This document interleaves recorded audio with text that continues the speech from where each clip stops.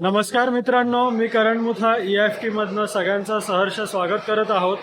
आत्ता आपण कोल्ड स्टोरेजला आहोत आणि जसं की तुम्ही बघू शकतात हा सगळा काही आपल्या कंटेनरचा माल इथे ठेवण्यात आलेला आहे।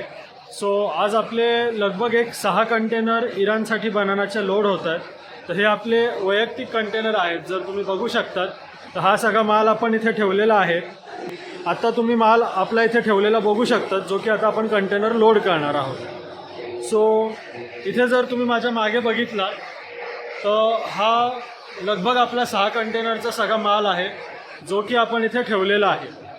सो हा आता सगळा स्टफिंग केला जाईल माल आणि स्टेप बाय स्टेप आता कंटेनर हा लोड होईल। सो जी काही बेसिक प्रोसेस असते की माल तुमचा शेतातून काढला, प्री कूलिंग केल्यानंतर स्टोअरला त्याला 1 दिवस ठेवला, त्यानंतर तो 1 दिवसानंतर 13 डिग्री टेम्परेचरवर मेंटेन केल्यानंतर तो पूर्णपणे स्टफ केला जातो। तुम्ही बघू शकता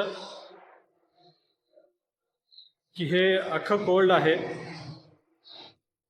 हा कंटेनर आता लागलेला आहे आणि इथे पूर्णपणे आपला माल आज स्टफ होणार आहे। सो हा एक कंटेनर लागला आहे। असेच आपले अपकमिंग जी वेसल आहे, इथे आपले लगभग 6 कंटेनर आहे, जो की माल तुम्हाला दाखवला। आणि असेच पुढील अपडेट्ससाठी ट्यून रहा EFT बरोबर। धन्यवाद।